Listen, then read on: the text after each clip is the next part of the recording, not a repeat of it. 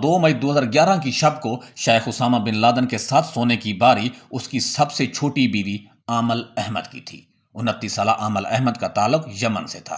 रात के खाने और नमाज के बाद रात 11:10 पर आमल अपने 3 साल के बेटे हुसैन को लेकर अपने शोहर उसामा बिन लादेन के कमरे में अपने बेड पर बैठी थी। वहां से तकरीबन 250 किलोमीटर के फासले पर मगरिब की जानिब मशरकी अफगानिस्तान के शहर जलालाबाद में अमरीकी बगराम एयरबेस पर 2 स्टेल्थ ब्लैक हॉक हेलीकॉप्टरों के रूटर ब्लेड घूमने लगते हैं।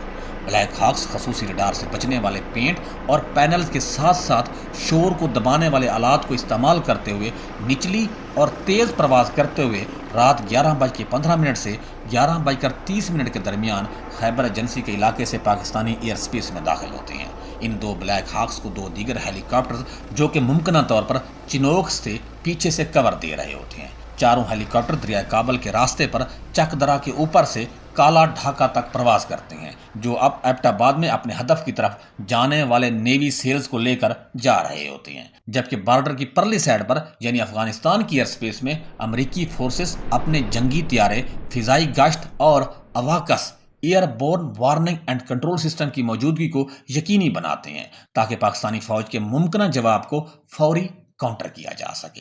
पाकिस्तान एयरफोर्स का रडार पीस टाइम डिप्लॉयमेंट या अमन के वक्त की तैनाती पर था और वेस्टर्न बॉर्डर पर निचली सतह की कवरेज बहुत कम कर रहा था। चकलाला रावलपिंडी में एयर डिफेंस कमांड में पीएफ के कंट्रोलर्स ने अफगान फजाई हदूद में अमरीकी कॉम्बैट एयर पेट्रोल और अवाकस को ट्रैक तो करते हैं, लेकिन इस एक्टिविटी को मामूल के मुताबिक लॉग इन करते हैं। उधर एबटाबाद में उसामा बिन लादेन अपने कंपाउंड के दूसरे फ्लोर पे अपनी बीवी आमल के साथ सो रहा था, जबकि उसामा की 2 और बीवियां खैरिया और शरीफा सहाम नीचे बिल्डिंग के पहले फ्लोर पर अपने बच्चों और नवासों के साथ सो रहे थे। बिल्डिंग के ग्राउंड फ्लोर पर उसामा का पैगाम रसां और बॉडीगार्ड इब्राहिम अहमद अल कुवैती और उसका भाई अबरार अल कुवैती अपने बीवी बच्चों के साथ सोए हुए थे। जलालाबाद से निकलने के तकरीबन 1:10 बाद अमरीकी हेलीकॉप्टर एबटाबाद के नवा शहर मोहल्ले के अहाते में पहुंच गए। अमरीकी नेवी के सेल्स रस्सियां बांधकर नीचे उतरते हैं। उनमें से कुछ उर्दू और पश्तो बोलने वाले अमरीकी फौजी रिहायशी इमारतों की तरफ बढ़ते हैं और मकामी लोगों को ऑपरेशन से दूर रखने के लिए कंपाउंड के गिर्द घेरा बना लेते हैं। रात के तकरीबन 12:30 पर उसामा बिन लादेन की पूरी फैमिली एक सख्त शोर जैसे कोई तूफान आ गया हो की आवाज सुनकर उठ बैठते हैं।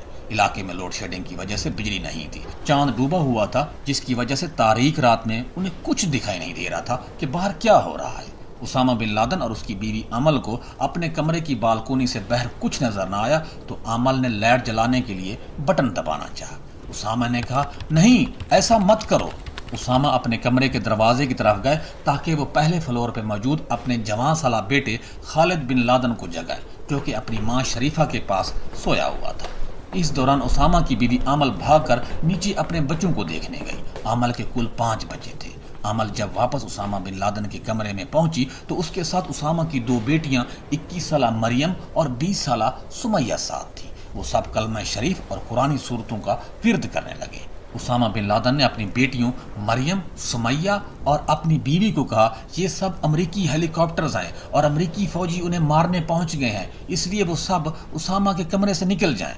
मगर इन सब ने उसामा को तन्हा छोड़ने से इनकार कर दिया। मरियम और उसके बच्चे बालकोनी की तरफ गए ताकि बाहर का जायजा लें, जबकि उसामा ने फौरन अपना हथियार उठाया।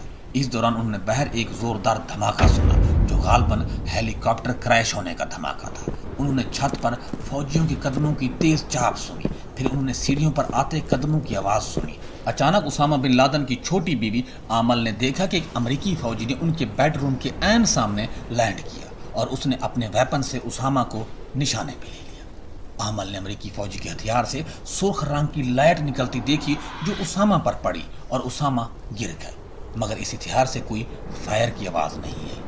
इस पर आमल अमरीकी फौजी पर झपटी ताकि उसका हथियार छीन सके या उसे रोक सके, मगर अमरीकी फौजी आमल पर चिल्लाया, नो नो, और अमरीकी फौजी ने आमल के घुटने पर फायर कर दिया, जिससे वो जख्मी होकर गिर पड़ी और बेहोश होने लगी।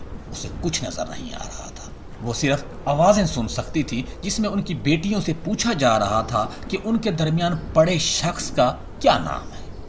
सामीन कराम, ये वो स्टोरी है जो बाद में उसामा बिन लादेन की बीवी आमल ने पाकिस्तान में कायम किए गए एबटाबाद कमीशन के सामने अपने बयान में दी। بعد میں مبینہ طور پر یہ رپورٹ لیک ہو گئی اور قطر کے براڈ کاسٹنگ ادارے الجزیرہ نے اس مبینہ رپورٹ کو پبلش کر دیا۔ اس مبینہ رپورٹ میں اسامہ بن لادن کی بیٹی سمیہ 2 مئی 2011 کی رات اس واقعے کو بیان کرتے ہوئے کہتی ہے کہ جب وہ ہیلی کاپٹر کے شور سے اٹھی تو سیڑھیوں سے بھاگتی ہوئے اوپر اپنے باپ کے کمرے میں پہنچی تو انہوں نے اپنے باپ کو کمرے کے فرش پر خون میں لت پت پایا۔ انہوں نے دیکھا کہ گولی اسامہ کے ماتھے پر رکھی ہوئی تھی۔ امریکی فوجیوں نے سمیہ سے کہا یہ شخص کون ہے؟ تو سمیہ نے جواب دیا مائی فادر، میرا باپ۔ یہی سوال جب اسامہ کی دوسری بیٹی مریم سے کیا گیا تو مریم نے جواب دیا عبداللہ بن محمد۔ امریکی فوجیوں کے لیے یہ نیا نام تھا کیونکہ وہ اسامہ کے اصل نام اسامہ بن محمد بن عود بن لادن کے نام سے ناآشنا تھے۔ سمیہ نے مریم کو کہا انہیں صحیح بتاؤ کیونکہ یہ امریکی اسامہ کا یہ نام نہیں جانتے۔ آخرکار انہوں نے بتایا کہ یہ ان کا باپ اسامہ بن لادن ہے، جبکہ گراؤنڈ فلور پہ سویا اسامہ بن لادن کا پیغام رساں اور باڈی گارڈ ابراہیم الکویتی اپنی بیوی مریم اور اپنے بچوں کے ساتھ سو رہا تھا۔ جب زوردار دھماکے سے بیدار ہوا، اس کے بچے ڈر کر چلانے لگے۔ جب وہ اپنے بچوں کو پرسکون کرنے کی کوشش کر رہا تھا تو الکویتی کو ایک فون کال موصول ہوتی ہے۔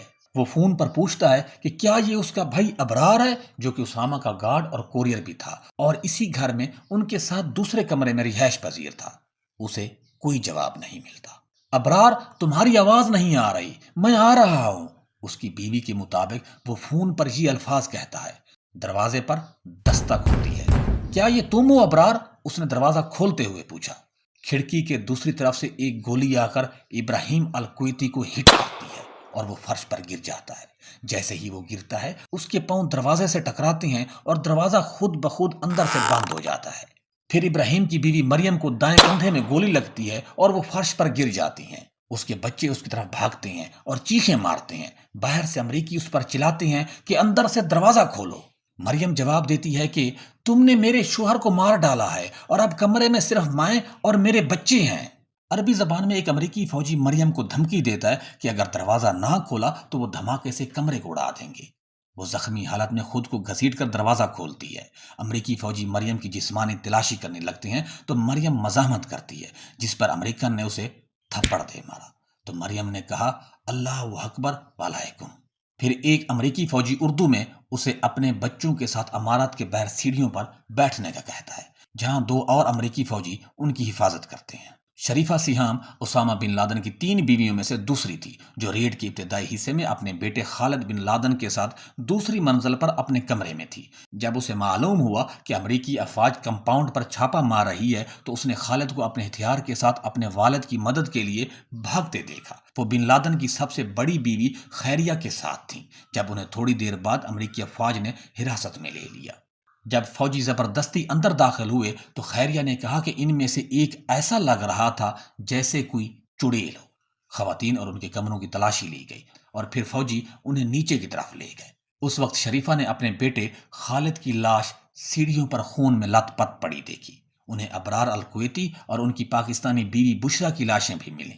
پھر شریفہ سیہام نے اپنے مرے ہوئے بیٹے خالد بن لادن کی پیشانی چومنے کے لیے گھٹنے ٹیکے۔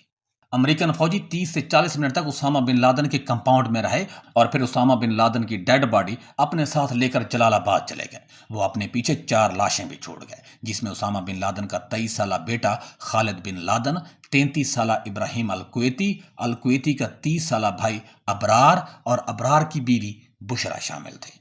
ابراہیم الکویتی اور اس کا بھائی دراصل پاکستانی پشتون تھے، جن کا تعلق شانگلہ، سوات، خیبر پختونخوا سے تھا۔ ابراہیم کی پیدائش کے وقت اس کے والدین کویت میں رہتے تھے، اس لیے وہ الکویتی کے نام سے مشہور تھا۔ 3 گھنٹے تک پاکستانی ایئر سپیس میں رہنے کے بعد تقریباً 2:26 تک امریکی ہیلیز پاکستانی ایئر سپیس سے نکل کر جلال آباد پہنچ گئے۔ امریکیوں کے جانے کے فوراً بعد ادھر پاکستانی سیکیورٹی فورسز نے اسامہ کی کمپاؤنڈ کو اپنے کنٹرول میں لے لیا۔ اسامہ کے گھر کے افراد، جن میں اس کی 3 بیویاں، بچے، ابراہیم الکویتی اور اس کے بھائی ابرار کے بچے شامل تھے، کو تفتیش کی غرض سے اپنی تحویل میں لیا جاتا ہے۔ اسامہ کی بیوی آمل اور ابراہیم کی بیوی مریم کو زخمی ہونے کی وجہ سے جب ہاسپٹل میں ایڈمٹ کروایا گیا تو اس وقت فجر کی اذانیں آ رہی تھی۔ شناخت مکمل ہونے کے بعد اسامہ کے جسم کو جلال آباد سے 850 میل یا 1370 کلومیٹر سے زیادہ کا فاصلہ طے کر کے بحیرہ عرب کی طرف لے جایا گیا۔ امریکی حکام کے مطابق بن لادن کو سمندر میں اس لیے دفنایا گیا کیونکہ کوئی بھی ملک ان کی باقیات قبول کرنے کو تیار نہیں تھا۔ لاش کو سمندر برد کرنے سے پہلے امریکہ نے سعودی عرب کی حکومت کو فون کیا، جس نے لاش کو سمندر میں دفن کرنے کی منظوری دے دی۔ اسامہ کی موت کے 24 گھنٹے کے اندر شمالی بحیرہ عرب میں کارل ونسن نامی امریکی بحری بیڑے پر مسلمانوں کی مذہبی رسومات کے مطابق اسامہ کا جنازہ ادا کیا گیا اور صبح 10 بجے سمندر میں تدفین مکمل کی گئی۔ لاش کو غسل دیا گیا، سفید کفن میں لپیٹا گیا اور ایک وزنی پلاسٹک بیگ میں رکھا گیا۔ ایک افسر نے تیار کردہ مذہبی کلمات پڑھے، جن کا عربی میں ترجمہ مقامی مقرر نے کیا تھا۔ اس کے بعد اسامہ کی لاش کو ایک فلیٹ بورڈ پر رکھ دیا گیا، جس کا تختہ ایک سائڈ سے اوپر کی طرف اٹھایا گیا تو اسامہ بن لادن کا جسم سمندر میں چلا گیا۔ آپ سے گزارش ہے کہ اگر آپ اس بارے میں مزید جانتے ہیں تو پلیز نیچے کامنٹ باکس میں ہماری رہنمائی فرمائیں۔ شکریہ۔ ناظرین کرام، ہمارے چینل کا مقصد آپ تک مستند معلومات پہنچانا ہے، تاہم اگر کسی کو ہماری کوئی بات گراں گزرے تو ہم اس کے لیے معذرت خواہ ہیں۔ اگر ہو سکے تو ہمارے چینل کو سبسکرائب کرنا، لائک کرنا اور شیئر کرنا نہ بھولیے گا۔